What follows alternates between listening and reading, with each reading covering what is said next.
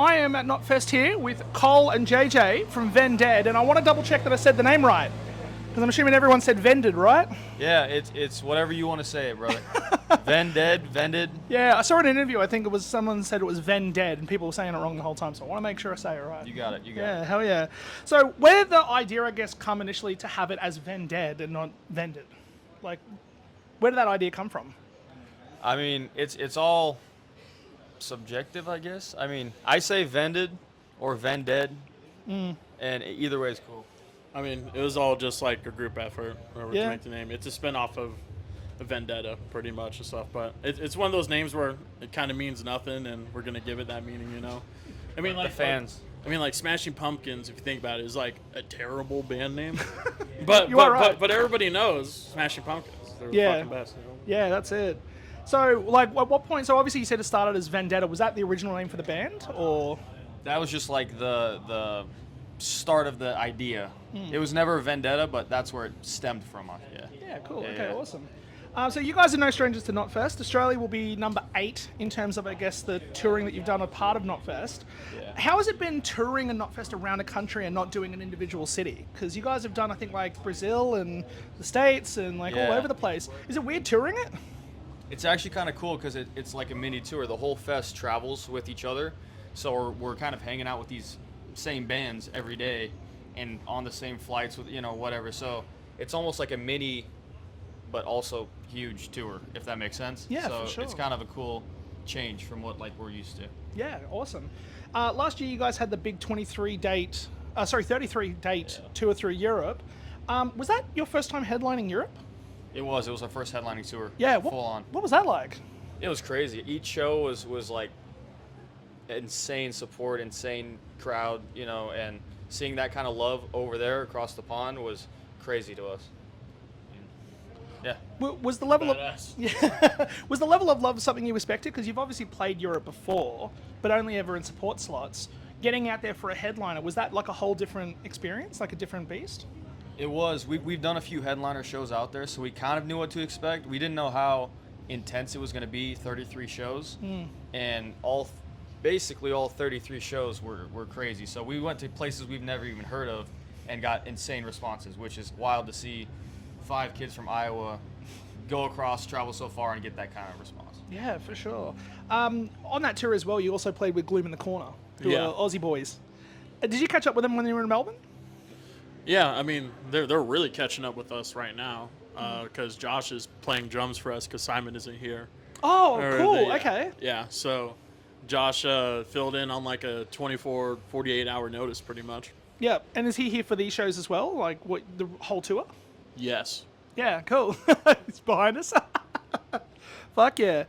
So up next then after here is you hit the US, do a full US tour with While She Sleeps and Bury Tomorrow. I love both those bands. So how's it kind of been to like get ready and prep for them? Like, are you guys really pumped and really excited?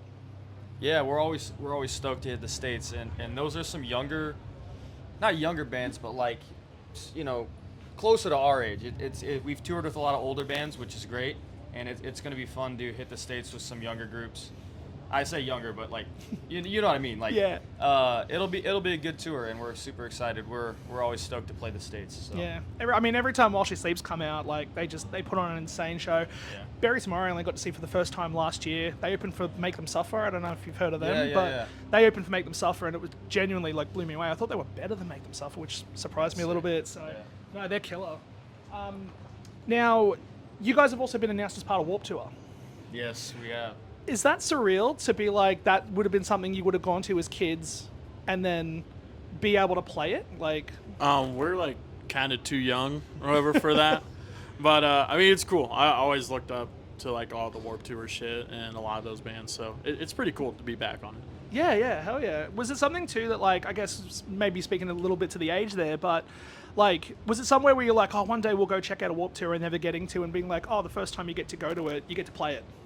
Yeah, it is really sick. I mean, I never necessarily really like dreamed of playing or anything, but it's like absolutely awesome to be able to play it and stuff. And I mean, it's just like a lot of the really cool stories or whatever stuff. Like there's that like Deftones show where the fans like stormed the stage or Yeah. shit in like '98 or something like that.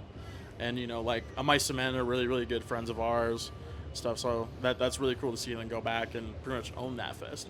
Yeah. Is there anyone on the lineup that you're keen to see, like, or hang out with, or? Honestly, there's a lot of like 2000s pop punk stuff that I'm like excited to see. I can't even think off the top of my head right now. Yeah. Oh wait, Yeah. 311's playing. 311's play. We got to talk to them last year. I got to talk to Peanut. Yeah, where's color of your Sickest energy, dude. brother? So funny. It's cracked me up the whole time. Ended up talking like for 15 minutes about Coheed, like Coheed in Canberra. Yeah. Because I'm like a big fan, like all the shit on my arm. And yeah, literally it was like, instead of wanting to talk about his band, he was like, yeah, Coheed is sick. They do all this cool shit. I'm like, oh, okay. Dope. Yeah, nicest dude. Now, last year in September, you guys' self-titled record dropped. Nihilism, I think, and Serenity, probably my favourite songs on that album. How's it been to finally get those songs out in front of fans for the first time? It's been great. We recorded in early 23, Yep. and we sat on it for almost a year before we put it out. So it was kind of crazy just sitting on those songs and not being able to play them. And the way we wanted to roll the record out, just that's how it happened. But seeing the fans react to all the new tracks, after doing the EP for 2 years, has been crazy. And we put so much work into that record. It's so cool to see it basically come to life when we play the songs. Yeah. Did memory serves me right? So did the EP come out in 21, right? Yes, sir. So you've been hanging. So basically, been sitting on the album since 23. So you've been basically playing just EP stuff. EP 3 years. and some singles. We did play some of the album songs before they come out on some like unreleased shit, but yeah, it was basically just that EP for 2 years, man. Yeah, crazy. Going strong. Speaking then, I guess, on the EP, the first song that you guys dropped was Asylum. That song went mega viral. Like, it's all I could see for like 6 weeks when it first came out over here. It went nuts. Sick. Did you guys like expect any of like the initial reaction to just how crazy it all was? Honestly, no, man. Like, we were just playing in the basement and scrounged up money to record it, and we never ever could have thought it could have taken us this far. Yeah, for sure.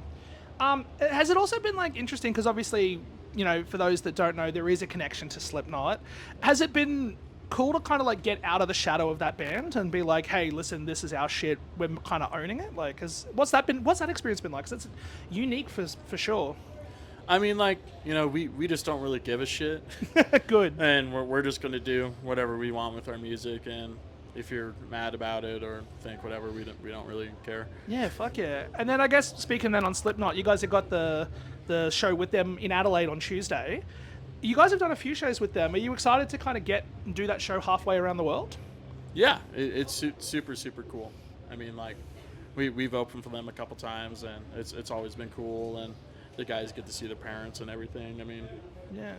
Cool. And then obviously then after that, so that's Tuesday. The following Wednesday, you're back in Brisbane for the headline show. What's the anticipation like within the band to get out and do a headline show for the first time in Australia? Headline shows are some of our favorite, just because the clubs and the intimacy of the crowd. So you saw the energy on stage today. You can imagine that in a small packed club with a bunch of kids going crazy, no barricade. Yep. It just adds that much intensity to the show. Yep. So we almost prefer those to stuff like this. This is awesome. Yeah. But when you get 200, 300 of your fans right there, no barricade, they just go crazy. And we feed off of that. So Yeah. it almost gets a better show out of us. Have they said because where you're playing Brightside, there's like an indoor room and there's an outdoor like car park kind of thing. Have they Yeah. told you where you're playing?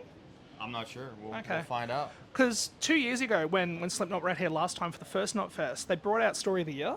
Yeah. And Story of the Year hadn't played here in years. And Story of the Year played on the main stage, and then the next night had the show at Brightside inside.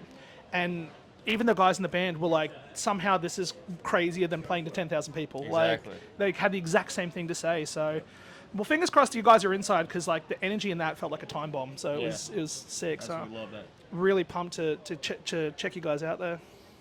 But yeah, cool. sick. Hell yeah, sick. Well, thanks for taking the time out. Appreciate it. It's very cool to have you guys out here. And yeah, fingers crossed that it's not long before you're back. Oh yeah, brother. Hell yeah.